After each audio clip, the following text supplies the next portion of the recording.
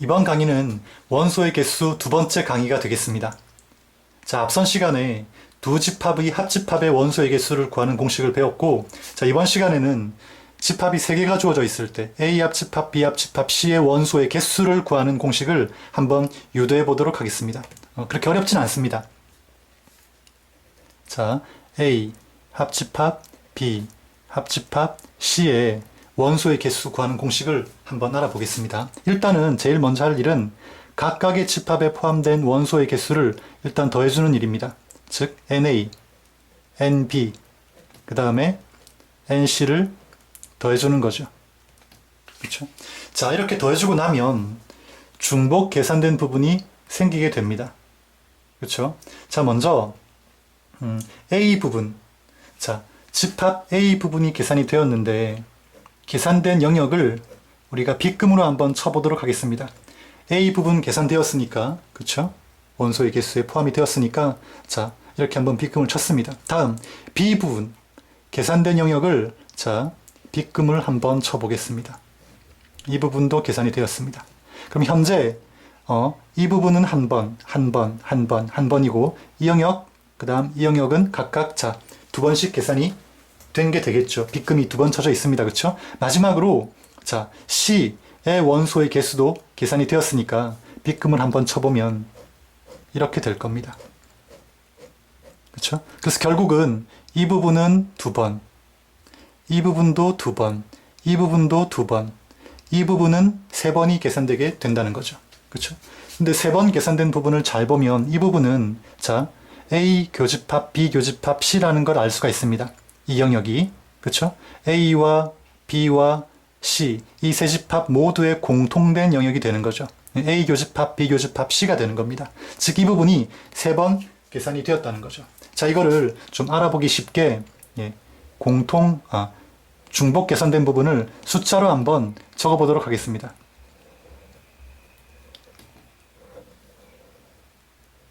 자, 먼저 이런 부분은 한 번 계산이 되었죠.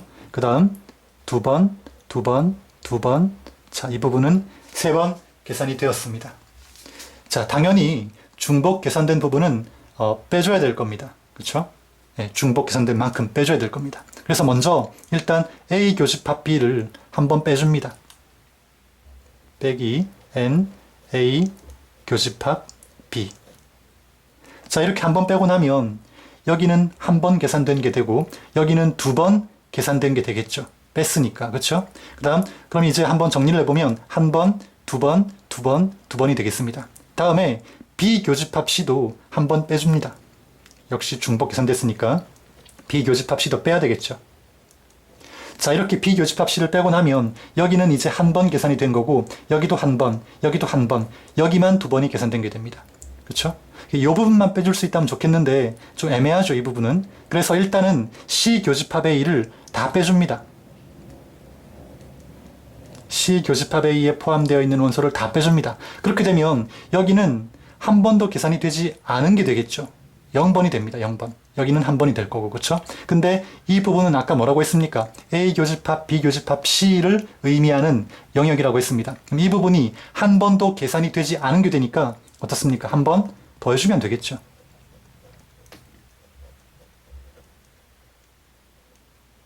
자, 이 공식 이해되겠습니까? 그렇죠? 별로 어렵지 않습니다. 벤 다이어그램을 잘 생각해 본다면, 자, 이 공식 여러분 충분히 이해할 수 있을 거라고 보고, 자, 만약에 A와 B와 C 집합이 공통된 영역이 하나도 없다면, 그렇죠? 이럴 경우에는 그냥 여기서 공식이 끝나게 되겠죠. 공통된 영역이 없으니까. 이해되겠습니까? 자, 집합 A 합집합, B 합집합, C. 3개의 집합이 주어졌을 때 A 합집합, B 합집합, C의 원소의 개수 구하는 공식을, 자, 이렇게 알아봤습니다. 자, 다음으로 계속해서 전체 집합, 그 다음 A, 그 다음 B 라는 집합의 원소의 개수가 이렇게 주어질 때 A 교집합 B의 원소의 개수의 최대값, 최소값을 구하는 문제에 대해서 알아보도록 하겠습니다. 먼저 A 합집합 B 원소의 개수 구하는 공식에 대해서 한번 살펴보도록 합시다. 다시 한번 복습 차원에서, 자, A 합집합 B의 원소의 개수 구하는 공식은 다음과 같죠. N, A에다가 N, B에다가 예, 그 다음에 A 교집합 B를 빼준 것과 같습니다. 그렇죠? 예, 뭐 이 정도는 이제 다 뭐 익숙하리라 봅니다. 자, 이때 문제에서 A와 B의 원소의 개수는 주어진다고 했습니다. 그러니까 이 값은 고정이라는 거죠. 그렇죠? 변하지 않는다는 겁니다. 변하지 않는 값이라는 거죠. 그럼 자, 이때 집합 A와 집합 B 사이에 어떤 관계에 의해서, 그러니까 뭐 가령 A가 B에 포함된다든지 아니면 뭐 A와 B가 일정 부분의 공통원소를 가진다든지 아니면 뭐 A와 B가 이렇게 만나는 영역이 없다든지 뭐 이런 등등의 관계에 따라서 자, A 합집합 B와 A 교집합 B의 개수는 달라질 수 있다는 거죠. 그렇죠? 이 값은 고정이고, 근데 문제에서는 지금 이런 관계는 나와 있지 않고 A와 B의 개수만 나와 있으니까 자, 어떤 관계인지 알 수 없으므로 자, A 교집합 B, A 합집합 B의 원소의 개수는 변할 수 있다는 겁니다. 관계에 따라서. 그 말은 결국 자, A 교집합 B가 자, 값이 클수록 어떻습니까? 이 값은 작아진다는 의미가 되겠죠. 이 값은 고정이니까. 또 반대로 A 교집합 B가 작아질수록 A 합집합 B의 값은 커진다는 겁니다. 되겠습니까? 정리하면 이렇죠. 다시 한번 얘기하면 A 교집합 B가 작을수록 A 합집합 B는 커지고 A 교집합 B가 커질수록 A 합집합 B는 작아진다는 의미입니다. 자, 이제 이까지 이해를 했다면 우리가 구해야 하는 것은 자, A 교집합 B 원소의 최대값, 최소값입니다. 그래서 이놈을 기준으로 살펴봐야 되겠죠. 그래서 이놈을 좌변으로, 그 다음 이놈을 우변으로 이항을 해서 다시 한번 정리해 보도록 하겠습니다. 그렇다면 A 교집합 B의 원소의 개수는 이렇게 정리되겠죠.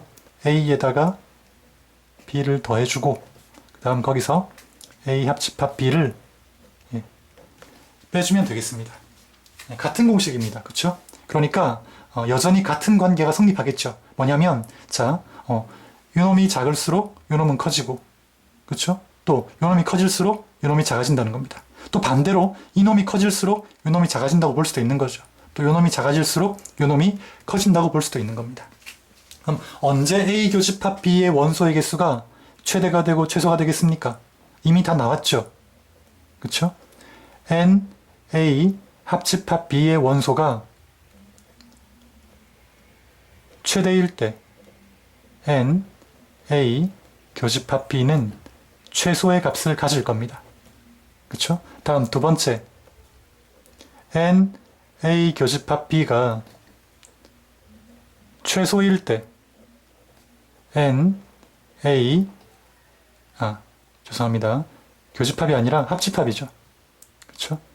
N, A 합집합 B가 최소일 때 A 교집합 B의 원소는 최대가 될 거라는 겁니다. 자, 여기까지 잘 이해되겠습니까? 잘 따라왔습니까? 잘 안 되는 학생은 한 번 더 강의를 멈춰놓고 한번 살펴보시기 바랍니다. 자, 여기까지 왔으면 이제 뭐 거의 끝났습니다. 자, 아까도 얘기했듯이 A와 B는 문제에 주어진 것이기 때문에 고정입니다. 고정, 변하지 않는 값이라는 거죠. 그렇죠? 그래서 A 합집합 B의 원소의 개수에 따라서 A 교집합 B가 최대가 되기도 하고 최소가 되기도 한다는 걸 지금 이렇게 정리해 놓은 겁니다. 됐죠? 그러면 자, 이제 A 합집합 B가 최대가 될 때는 언제이며 그때 최대값은 또 무엇인가, 그걸 알아내는 게 중요하겠죠. 그렇죠? 또 A 합집합 B가 최소가 될 때는 언제이며, 그렇죠? 그러니까 A 합집합 B의 원소의 개수가 최소가 될 때는 언제이며 그때 값은 또 얼마인가, 이런 것들을 알아내는 게 중요합니다. 그래서 그 값들을 여기 대입을 해야 되겠죠. 그래야 A 교집합 B의 최소값, A 교집합 B의 최대값들이 얻어질 겁니다. 그러면 A 합집합 B의 원소의 개수가 최대가 될 때, A 합집합 B의 원소의 개수가 최대가 될 때는 A 합집합 B가 제일 클 때겠죠. 그럼 A 합집합 B가 언제 제일 크겠습니까? 커지겠습니까? 바로 전체 집합일 때겠죠. 아무리 커져도 전체 집합을 벗어날 수는 없을 겁니다. 따라서 A 합집합 B의 원소의 개수의 최대값은, 그쵸? A 합집합 B가 전체 집합일 때니까 결국 최대값은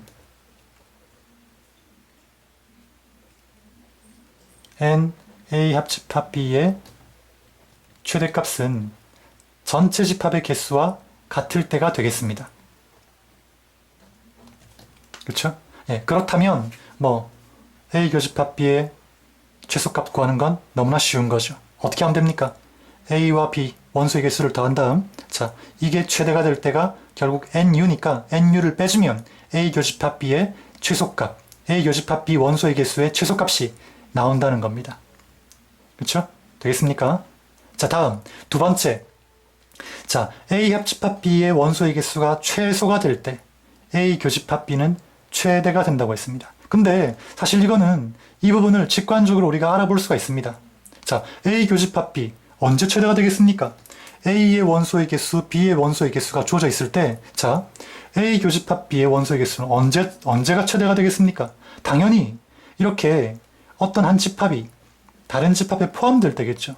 이때 교집합 원소가 제일 많아질 겁니다. 당연한 거 아닙니까? 그렇죠? 즉, A가 B에 포함되거나 또는 B가 A에 포함될 때, 둘 중에 하나를 만족할 때 당연히 교집합의 원소는 최대가 되겠죠. 그렇죠? 그러니까 이거는 뭐 굳이 이걸 따지지 않더라도 직접적으로 바로 알 수가 있다는 겁니다. 예를 들어 볼게요. 가령 NA가 5, 그 다음 NB가 7이라고 합시다. 그럼 A 교집합 B는 언제 최대가 될까요? B가 A에 포함될 수는 없을 거 아니야. B의 원소의 개수가 더 많으니까. 그럼 당연히 A가 B에 포함돼야 되겠죠. 그렇죠? 따라서 A의 원소는 5개니까 여기 5가 와야 될 거고, 그 다음 B의 원소의 개수는 7이니까 이 바깥 영역은 2개가 돼야 되겠죠. 그렇죠? 그럼 당연히 A 교집합 B의 원소의 개수는 얼마? 5개라는 겁니다. 이때가 A 교집합 B가 원소의 개수가 A 교집합 B의 원소의 개수가 최대가 됐다는 거죠. 이해 되겠습니까? 그렇죠? 반대로 A가 7이고 B가 5라면 포함 관계가 반대로 돼야 되겠죠. 그렇죠? 역시 A 교집합 B의 최대값은 5가 될 겁니다. 이 숫자가 바뀐다 하더라도. 되겠습니까? 이렇게 A 교집합 B의 원소의 개수의 최대값은 이런 포함 관계를 가질 때, 두 집합이 A가 B에 포함되건 B가 A에 포함되건 이런 둘 중에 하나의 포함 관계를 가질 때 A 교집합 B의 원소의 개수는 최대가 된다는 겁니다. 이해 되겠습니까? 그리고 그때 A 합집합 B는 최소가 되겠죠.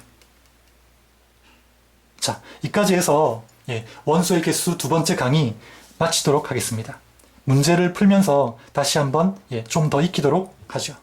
문제 강의 시작하도록 하겠습니다. 문제 1번. 문제 1번은, 자, 지금 이 강의는 기본 강의가 되겠는데, 문제 1번은 약간 어려운 감이 좀 있어서 정답만 말씀해 드리고, 문제 풀이는 여러분들한테 맡기도록 하겠습니다. 양해를 부탁드리겠습니다. 자, 1번의 정답은 16이 되겠습니다. 한번 도전해 보시기 바랍니다. 다음 2번. 2번 문제는 A 교집합 B의 최대값, 최소값을 구하는 문제입니다. A 교집합 B 원소의 개수의 최대값, 최소값 개수를 구하는 문제입니다. 자, 한번 봅시다. 100명의 학생이 있습니다. 당연히 자, 전체 집합의 원소의 개수가 100명이라는 의미가 되겠죠. 그 다음 한예슬을 좋아하는 학생이 70명, 김태희를 좋아하는 학생이 60명이 있다고 했습니다. 한예슬을 좋아하는 학생의 집합을 A라고 합시다. 그럼 NA는 당연히 70이 되겠죠. 다음 김태희를 좋아하는 학생의 집합을 B라고 하면 NB는 당연히 60이 될 겁니다.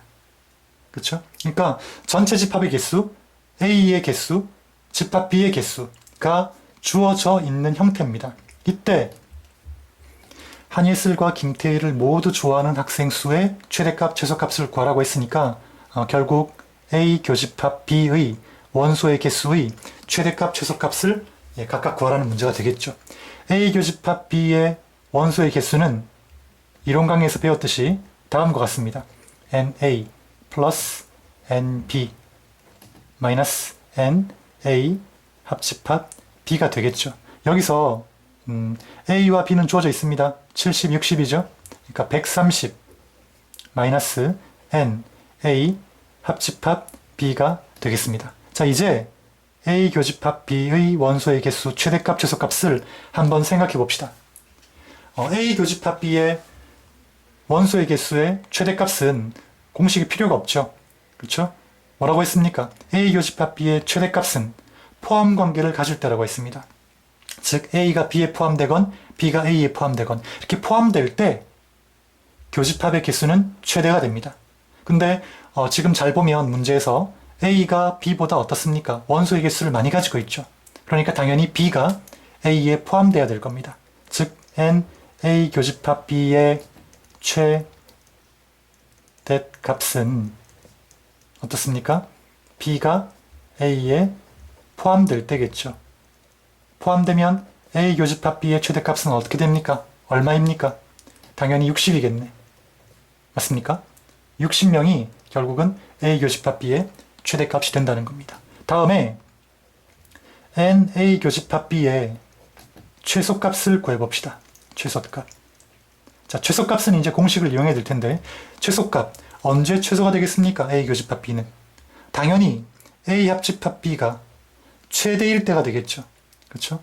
A 합집합 B가 최대일 때 언제입니까? 바로 A 합집합 B가 전체 집합일 때가 최대가 될 겁니다. 맞습니까? 그럼 결국 전체 집합의 개수를 의미하죠. 100개입니다. 그러면 130에서 어떻게 100개를 빼면 되겠네. 그러면 A 교집합 B의 최소값이 나오겠죠. 따라서 답은 30명입니다. 자, 이해됩니까? 자, 이로써 원소의 개수 두 번째 강의 모두 마치도록 하겠습니다.